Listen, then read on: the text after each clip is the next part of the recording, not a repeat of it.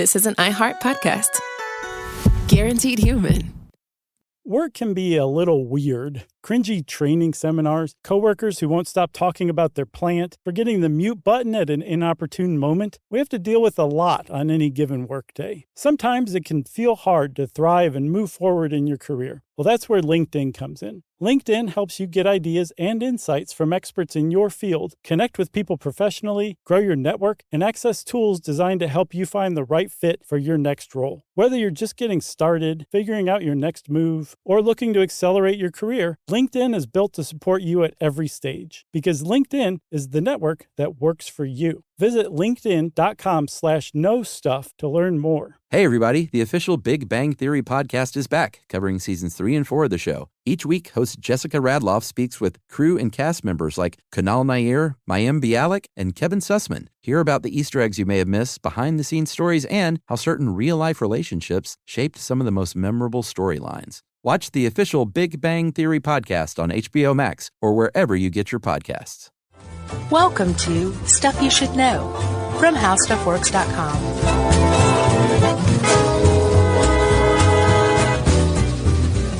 Hey, and welcome to the podcast. I'm Josh Clark with Charles W. Chuck Bryant. Howdy. Jerry. Yeah. And this is Stuff You Should Know. That sounded sardonic. Yeri. Yeri. The J is silent. Like yogging. Yogging. I'd never get sick of that movie.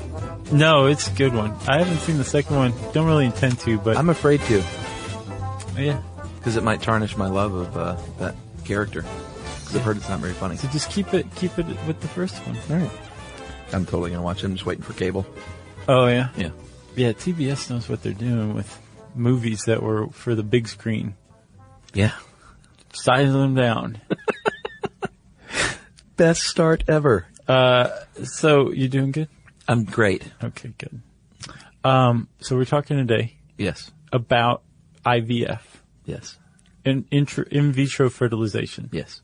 And I have to say, Chuckers, yes. I don't have an intro for this one. Okay. Ta-da. Although I do have a bit of one. All right. Let's see.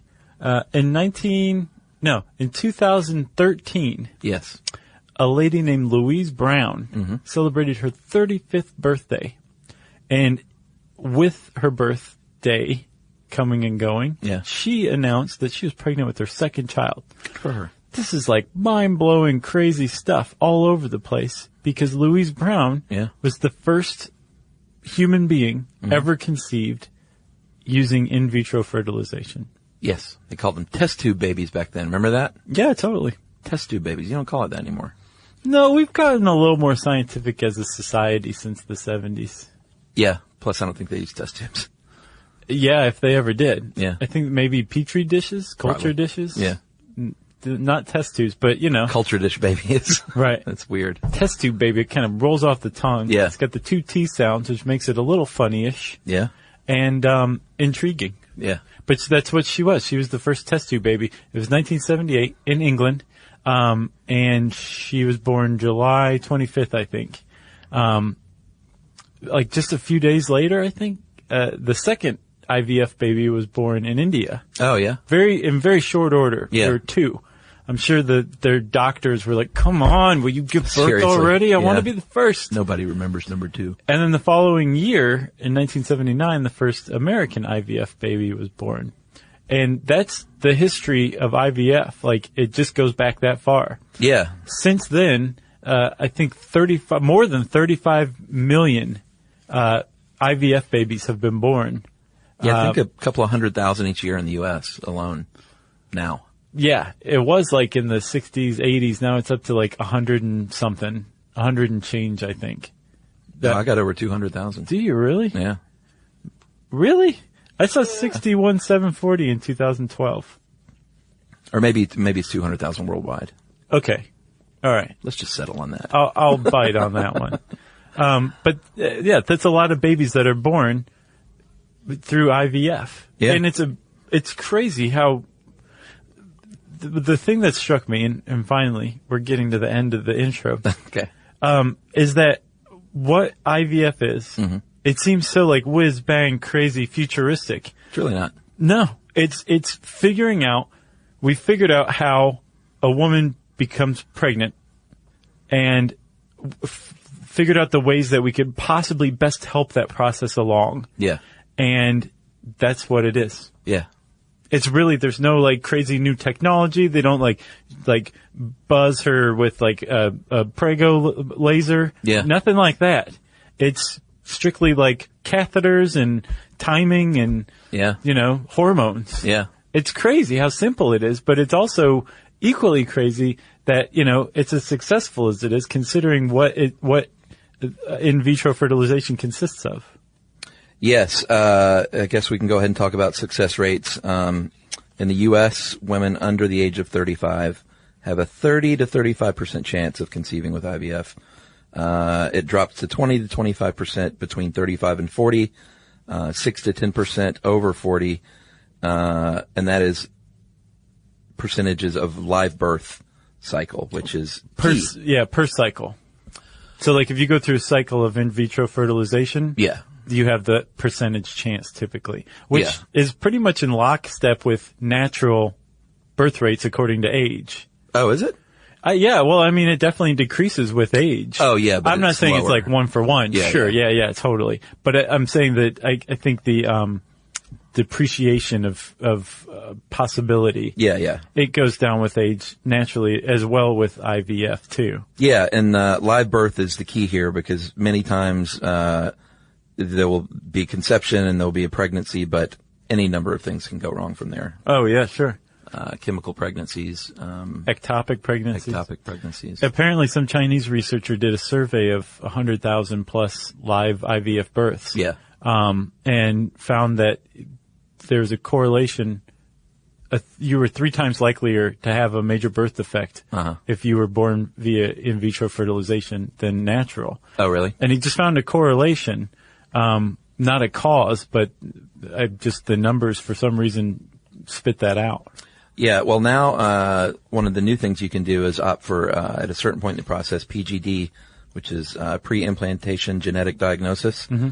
And this is a test that will cost you several $1,000s, and it basically, it allows you to root out certain, monogenetic disorders. Like, you can get PGD testing and find out if, the baby might have like sickle cell or Huntington's disease or cystic fibrosis or Downs. And then, you can make a decision at that point whether or not you want to continue with the process. Yeah, there's a real concern that there won't be, like, that Down syndrome people will be extinct. Yeah. Eventually because all the tests testing, sure. have gotten so accurate. Yeah. Yeah. I don't think that'll happen. Well, and there's also ethical concerns with PGD about, do you do selective termination if you find out it's a boy and you wanted a girl? Right. Or, I didn't want a kid with brown eyes. Yeah. Yeah, no, there's a lot of ethical quandaries. Yeah. Associated with it. And, it's even more basic than that for a lot of people too. Like, if you have a fertilized egg, or even just an egg, it's a potential human life to some people. Yeah. That destroying just the egg that was never fertilized is like a moral problem. Yeah. Or, let's say you have a chance of multiples, twins or triplets or quads or more. If you're a certain age, that is not good and can be dangerous. For you as the mother and for the kids too. Yeah. So at that point, you might have to go through what they call selective reduction, which is, choosing which ones to go with. Well, there's a lot of pitfalls to this. But there's a lot of people who are helped by it as well. And at the very least, there's a lot of people who seek the help from it. I saw something like in this article, which I think was written in 2006 or 7. Yeah, it's a little outdated. A tad. They said 6.1 million Americans are faced with infertility, which infertility is not like, bam, you're infertile. Here's what's wrong with you. Right. Infertility. Well, it can be. Right, but it isn't always. Yeah. Technically, infertility, the definition of infertility is that you have gotten it on for a year, unprotected. Yeah. And no baby's been produced. Yeah, or 6 months if you're over 35. Okay. But it depends on the doctor. Like, this article talked a lot about well, if you've gone this far and you've done these procedures, then they'll move you to this. A lot of the places are fertility clinics or baby factories, and you can go right to IVF if you want to. And, I would guess, if they say that they believe in it. So there's not like any hard and fast law. Right. You know. That's the impression. After doing this for, how many years have we been doing this now? 80. After 80 years of doing this, I've learned that a How Stuff Works article is like, it deals in ideals. Yeah. It's not necessarily like, this is how it works in the real world. It's like, this is how it works according to the law. That's true. We do our best. Yeah. So apparently about 7.3 million people are faced with infertility, and they turn to IVF. And IVF is far and away the most popular form of what's called assisted reproductive technology. Yeah. Which, as we said, sounds whiz-bang and futuristic, but not necessarily. Yeah, about 50% of ART methods are what they call low-tech, which is maybe we'll put you on some hormones. Antibiotics apparently are a huge one. Oh, really? A huge treatment for infertility. Yeah, they supposedly, especially unexplained infertility, which affects something between 10 to 30% of infertility cases are just unexplained. Yeah. They're like, there's nothing structurally wrong with you. Right. Your husband's sperm is fine. Yeah. Like, we can't figure it out. Well, getting pregnant isn't the easiest thing in the world. No, it's not. It seems that way in the movies. But there's an explanation for things, even when it's unexplained. And because there's this whole unexplained thing, Chuck, there's like, a lot of suggestions as to, what's at play. Yeah. But you're right. It is kind of like, man, woman, get together, have another child. Yeah. Maybe a third, and like, it's no problem. Yeah. Like you said in the movies. Well, and especially when age comes in, people are getting married later. Yeah. You see, a 16-year-old have a baby without any problem. Right. It's sort of weird that we haven't, things haven't changed reproductively speaking. Like, no. People are getting married in their mid-30s, but you can still get pregnant when you're 13. Right. And it's like, it hasn't shifted. It's not going to shift with anytime cultural soon. attitudes. No. No, which is why we're like, okay, well, we need technology then. Right. Right. But like I said, about half the assisted reproductive technology methods are low-tech. Clomid is a big, probably the most popular fertility drug treatment. Yeah, they've been using that since like the 50s, right? I don't know. Does it say 50s? Either 50 years or since the 50s. Okay. Well, it's an oral medication, and it is used to induce ovulation. And actually now men I've seen have used it to increase testosterone. Oh, yeah? Because an NFL player just got banned for using Clomid for fertility. Huh. Because they said it increases testosterone, so it was a performance-enhancing drug. But he was using it to try to get pregnant? I mean, that's what he said. Oh, that's not fair. Yeah, Robert Mathis of the Colts, so he was suspended. But with Clomid alone, you have an 85% chance of ovulation success and about a 43% chance of pregnancy success over 3 cycles. And after 3 cycles, that number goes way down. Oh, really? Like it becomes less and less probable that you'll conceive after 3 cycles? Yeah, it's the same through 3, and that's just with Clomid. Oh, okay. And then after that, like what people generally do is try a few different methods before moving on to IVF. Right. Like just the hormones, or what we'll talk about now, which is artificial insemination. Right, and that like assisted reproductive technology. Yeah. It's an umbrella term. Artificial insemination is an umbrella term underneath the ART umbrella. Yeah. And it's basically any time you try to give the sperm a leg up in its race toward the egg. Yeah, it's inseminated artificially. In other words, it doesn't come directly from the penis into the vagina. Right? Why does that make you laugh still? I just felt like I was in the kindergarten cop class. Yeah, it's when the sperm is harvested, and for AI, for artificial insemination, it's either implanted intravaginal or intracervical. Right. So in the vagina or in the cervix. But if you're going to put it directly into the cervix or the uterus, you have to wash them. Yes. You can't put untreated sperm directly into the uterus, because you will have what's called a uteral contraction. Which apparently is extraordinarily unpleasant. The sperm have some sort of, that's called prostaglandins, I think. Yeah. That you have to wash off the sperm. If you don't, the prostaglandins will set off these contractions in the uterus. Exactly. So they, and I said utero, I think I meant uterine contractions. They're pretty violent. Yeah.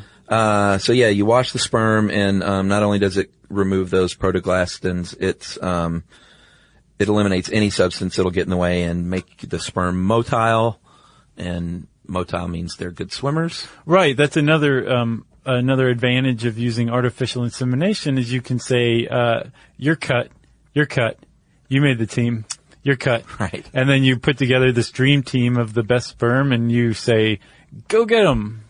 That's right. Right? Yep. So if you're using the wash sperm and directly onto the uterus, that's called IUI, intrauterine insemination. And that's just kind of one step further than AI. Like artificial insemination, you can do the turkey baster method at home. Sure. If you want. So that's a thing. Yeah. Like they have kits. That's a form of artificial insemination. That is artificial insemination. Yeah. Like, well, I mean, it's an umbrella term.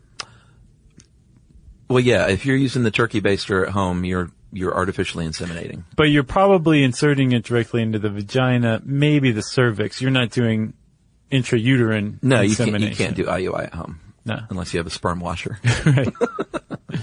Which you can afford one of those these days, you know? That's right. So if those fail, then your next step is probably going to be IVF.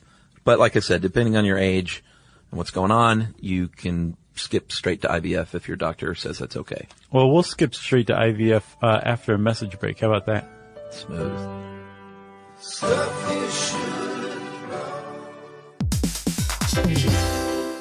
Hey everybody, I want to talk to you a little bit about Tide Evo because it represents over 10 years of innovation and product development. Tide Evo is a first-of-its-kind technology where tens of thousands of minuscule fibers are spun together to form a 6 times powerful layer packed with scrubbers, brighteners, pre-treaters, and fresheners. And that's going to deliver a breakthrough clean that's so powerful it feels like magic. Yeah, it is kind of like magic. Tide Evo is revolutionary. A 100% concentrated, waterless laundry tile that's made of compressed microfiber soap layers rather than liquid or powder. And it's not like pods or sheets because it uses 6 layers of detergent fibers to deliver superior cold water cleaning without plastic packaging of any kind. And it provides a mess-free, lightweight solution that dissolves lickety-split. So whenever you run into a laundry challenge, turn to Tide Evo. It's revolutionary. It's magic. Try new Tide Evo. Real laundry magic. Everyone knows winter is the real mess maker. You don't need WeatherTech floor liners for summer unless you hit the beach and half the beach ends up back in your car, or the campsite dirt ends up in your trunk. Then you'd want a cargo liner, or a road trip goes sideways, lemonade spills, ketchup goes rogue, ice cream drips. Yeah, you'd be pretty happy about those WeatherTech seat protectors. So just to be clear, as the mud you're inevitably going to step in this summer, you don't need WeatherTech unless you plan on doing summer. Visit WeatherTech.com today.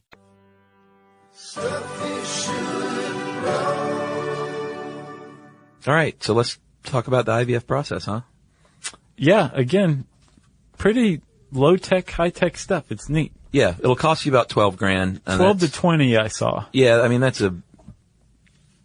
hate the ranges for these procedures because it depends on where you are. And if you have insurance, I think 15 states require insurance to cover it.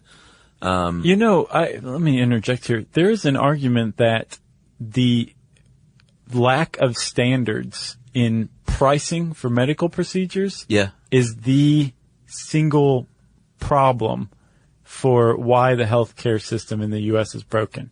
Yeah. That it's not necessarily insurance, that it's not necessarily chronic disease, that it is, if you came up with standard pricing, you could solve quite a bit of the like expense. car mechanics. Yeah. That's supposed to be a standard. Yes. I never knew that with car mechanics. If you, when they say how much time it takes, it's really not they don't time how long it takes. There's a manual that says, changing a carburetor is 1.5 hours. Oh, I didn't know that. Yeah. I just know that Mr. Goodbranch posts his. Does he? On the board. Well, good for him. Like McDonald's. What? Like, a menu? Yeah. Yeah. Anyway, I agree with you about the medical standards. It makes a lot of sense. I mean, surely, yes, chronic disease is a huge problem, especially preventable chronic disease. Oh, yeah. But that's not the only issue here. It's the fact that you can be charged almost literally an arm and a leg, depending on where you go. That's right. So IVF, it'll cost you some money, but if you have good insurance, then that'll help out. So there are basically 5 steps. The first is ovarian stimulation. This is when you're going to be taking fertility drugs.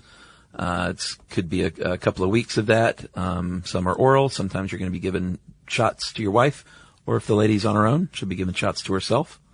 Because the good thing about IVF is you don't need a live man necessarily.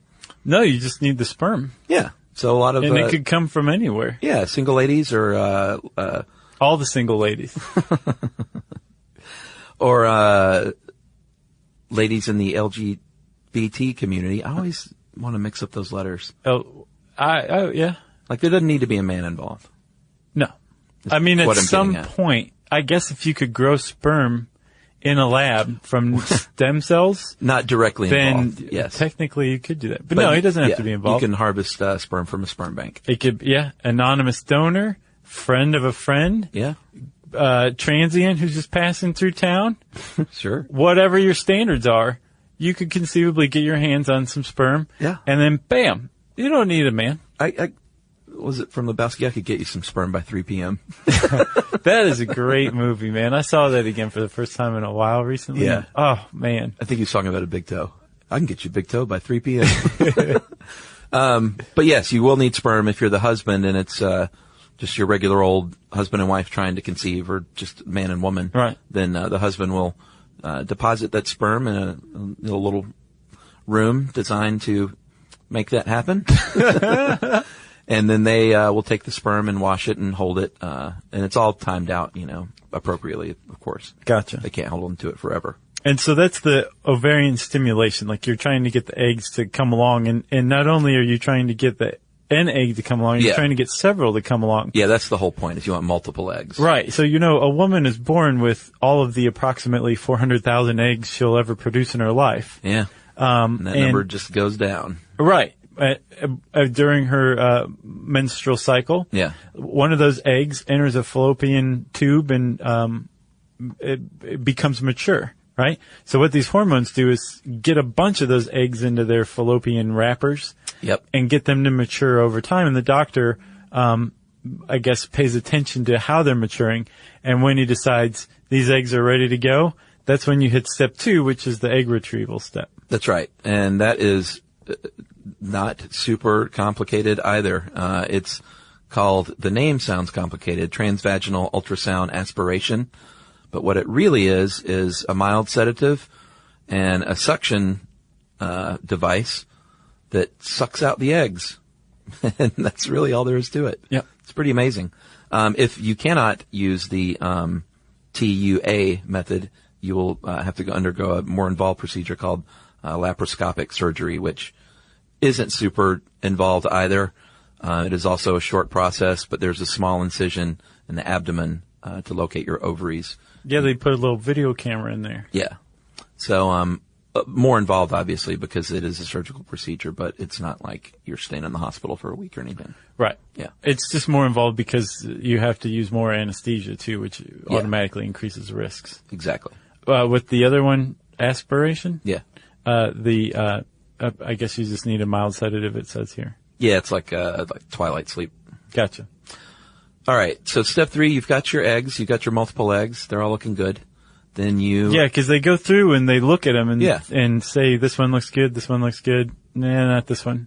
Yeah, and I'm not sure when PGD can take place. I think after I would fertilization. Sure, I would think. Yeah. Yeah, I guess it would have to be. Yeah. Okay, that makes sense. So then you've got your insemination, and like I said, you've got your sperm, however you got it. We ain't asking. Right? Whatever. If it was a transient on the street, more power to you. They examine the eggs and say, these look robust and juicy and full, and Right. these are the best ones, so we're going to use these. And that's when the sperm is added, and the best sperm is picked, and then it's in a culture, and it's doing its thing. Right, and depending on the sperm, they might inject it directly into the egg. Yeah. Which is called, intracytoplasmic sperm injection. They could also It's a great band name. Right. That's like the sperm doesn't have to go into the egg. It gets put into the egg. Right. But more traditional methods are just inserting it into the, near the egg in the culture, right? Yeah. And the culture can be artificial, but, it's also often made of the endometrium from the woman or, in addition to possibly like her, cervical fluids. Yeah. So like it's basically mimicking what would be going on in like the fallopian tube or something. That's all they're doing is taking the process that normally happens inside the woman's body and doing it outside for a little while. Hey, everybody. I want to talk to you a little bit about Tide Evo because it represents over 10 years of innovation and product development. Tide Evo is a first-of-its-kind technology where tens of thousands of minuscule fibers are spun together to form a 6 times powerful layer packed with scrubbers, brighteners, pre-treaters, and fresheners. And that's going to deliver a breakthrough clean that's so powerful it feels like magic. Yeah, it is kind of like magic. Tide Evo is revolutionary. A 100% concentrated, waterless laundry tile that's made of compressed microfiber soap layers rather than liquid or powder. And it's not like pods or sheets because it uses 6 layers of detergent fibers to deliver superior cold water cleaning without plastic packaging of any kind. And it provides a mess-free, lightweight solution that dissolves lickety-split. So whenever you run into a laundry challenge, turn to Tide Evo. It's revolutionary. It's magic. Try new Tide Evo. Real laundry magic.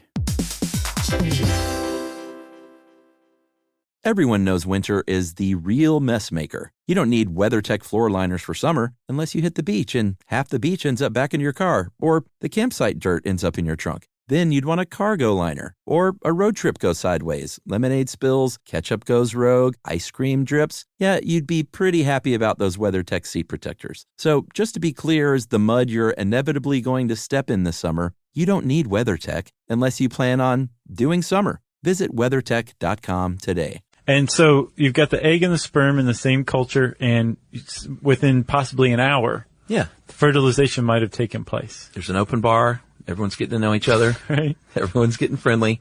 A little icebreaker happens. And like you said, it can be hours when they are doing the fertilization dance. Right. And the next day, your doctor's going to confirm visually that there are 2 pronuclei, and that is the basis of your embryo right there. If you see that, then that means things are headed in the right direction. Because the pronuclei from the sperm and the pronuclei from the egg are going to fuse to make a single nuclei, and that becomes the embryo, which divides into, that becomes the zygote, I'm sorry. Yeah. Which divides into 2 cells, and then I think by the time it's either 2 or 4 cells, it becomes an embryo, right? Yeah. And then, and that's a couple of days after fertilization is when you get to that stage. Yeah. Yeah. The cell division is very slow at first, but then it starts to pick up time. By the time you reach day 5 or 6, you've got what's called a blastocyst. And by this time, there's, fetal tissues growing in like a embryonic fluid cavity. And this thing is. There's a placenta. Yeah, pretty much. The doctor's not normally going to see this.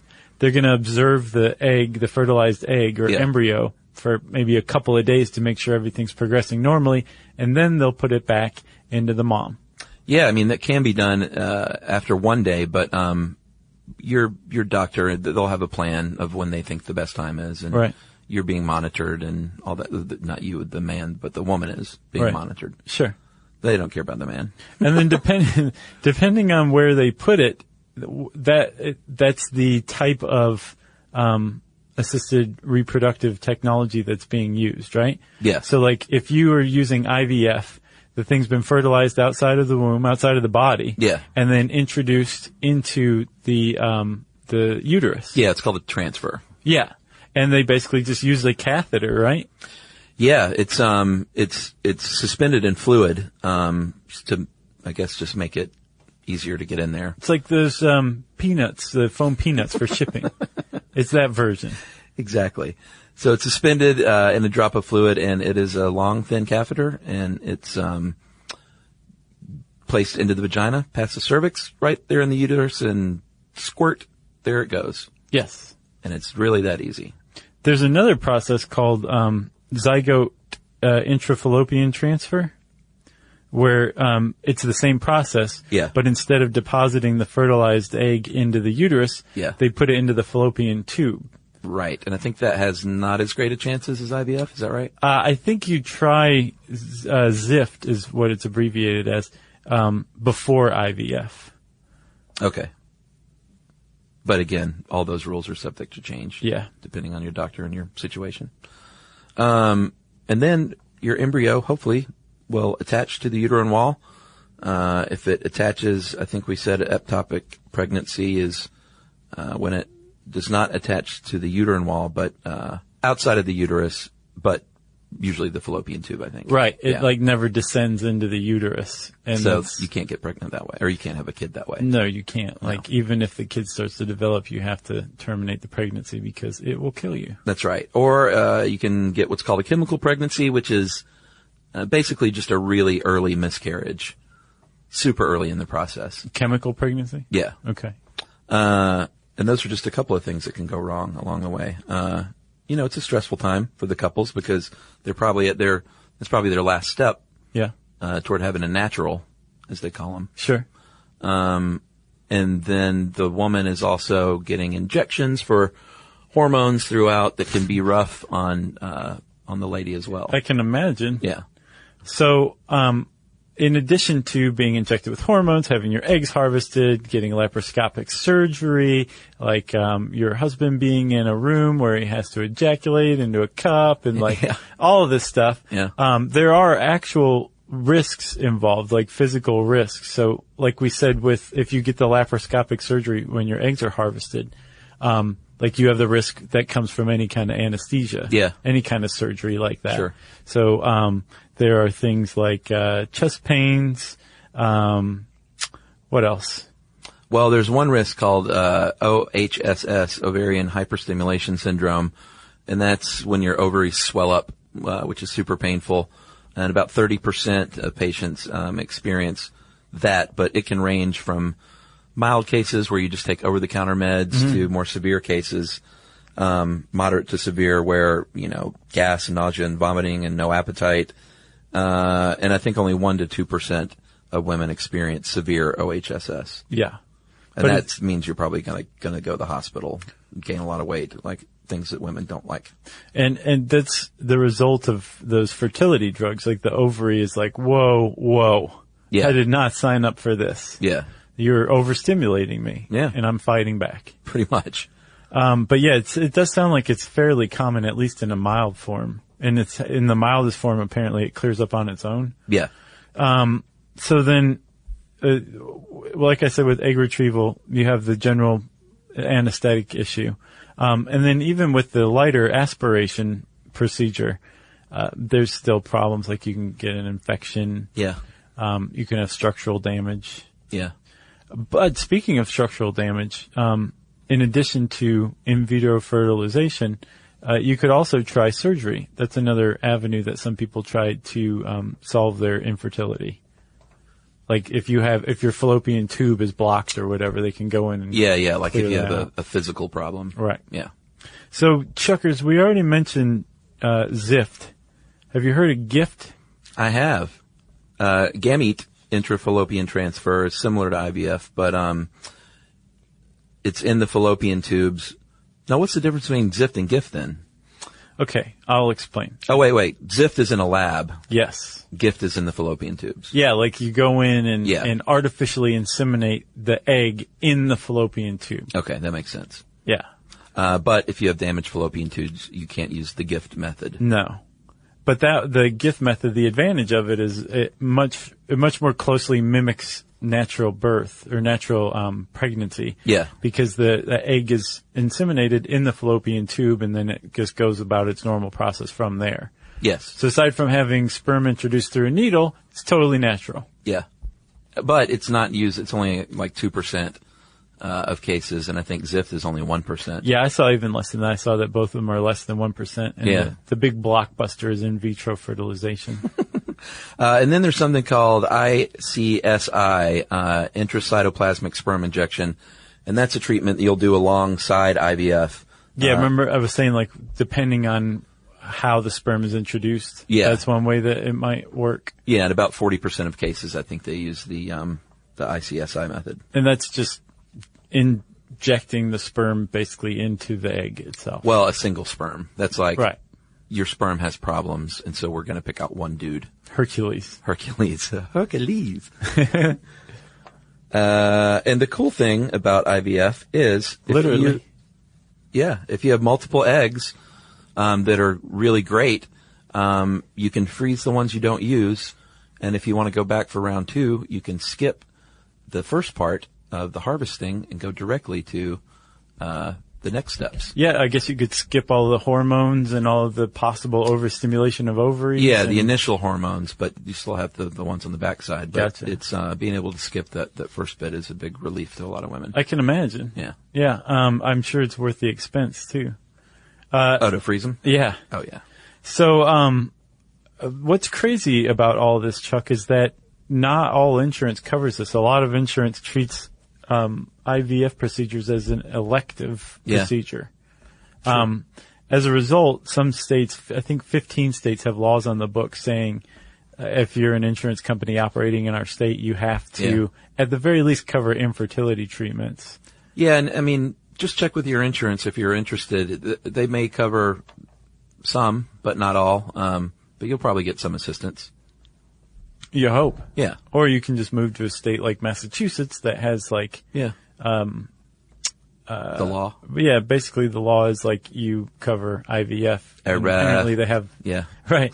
They have some of the best IVF doctors up there. Oh, really? Yeah, I read an article that interviewed this one couple, and they were some state that didn't have any insurance laws about IVF. Yeah. And they moved to Massachusetts, and they said it was like going from a hospital that didn't even have x-ray technology to going into like the most cutting edge type of hospital you could possibly imagine. Just because it's required there, the doctors by nature are all just experts at it because they've done so much work on it. They're trying to make little baby liberals.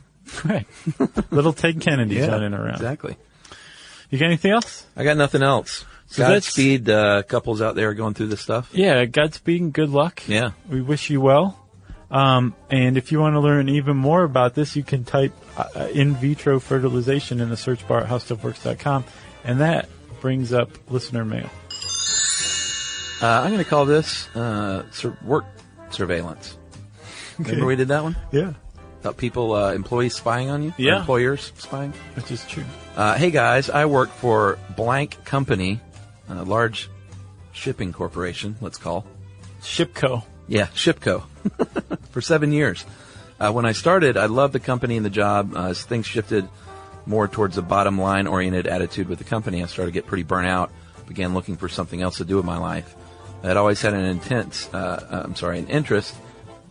We'll say an intense interest in electric guitars, not just as a player, but as something I studied from a historical standpoint. I would always enjoy taking apart and messing with my guitars. At some point, I became interested in luthiery and decided to become a guitar maker. So what I ended up doing... Wait, luthiery?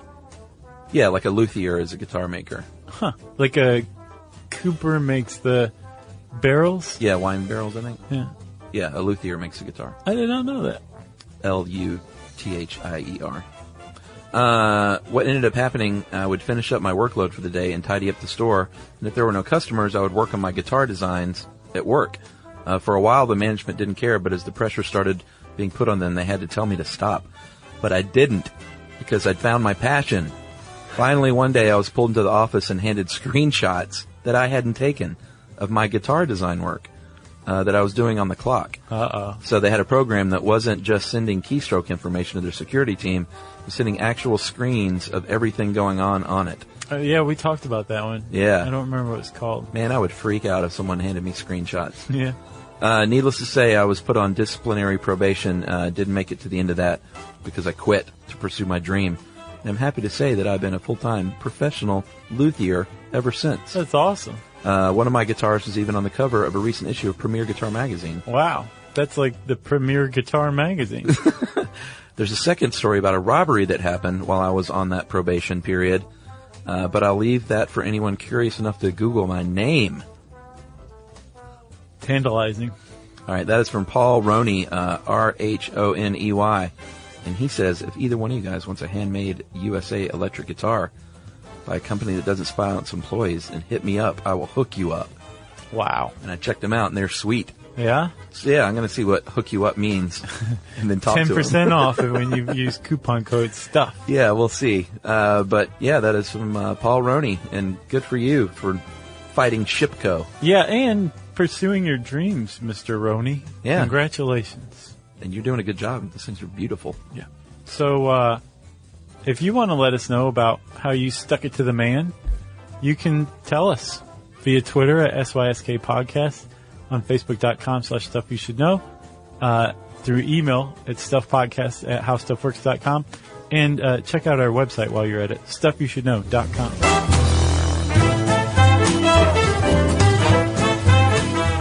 For more on this and thousands of other topics, visit HowStuffWorks.com.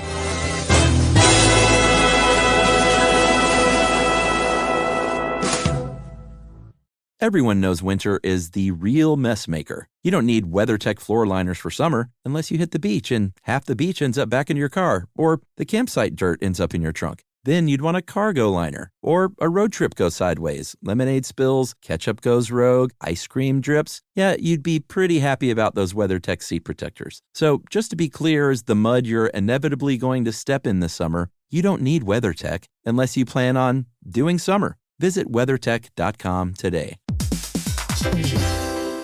Hey everybody, here's a fact for you. In the United States, there is a break-in every 26 seconds, and that means that somewhere right now, an intruder is getting closer. And the problem with most security systems is that they only alert you after the break-in has started, and that's too late. Well, that's what makes SimpliSafe different. They use alerts. SimpliSafe's US-based live agents, they identify threats on your property and help deter them before they actually break in. So the intruder never gets into your house. The crime is stopped before it even starts. That's right. And another great thing about SimpliSafe is they have no long-term contracts. They give you peace of mind and great value with their monitoring deterrence plans because they just start at about $1 a day. Yeah, SimpliSafe sent us a setup years back, and I still use mine every day. Yeah, and apparently setup, you can do it by yourself in under 30 minutes, so it's a really good value and it doesn't take long. So if you want to experience the SimpliSafe peace of mind, you can take advantage of the SimpliSafe discount offered to Stuff You Should Know listeners. Right now, you can get 50% off your new system by visiting SimpliSafe.com/stuff. That's half off at SimpliSafe.com/stuff. There's no safe like SimpliSafe.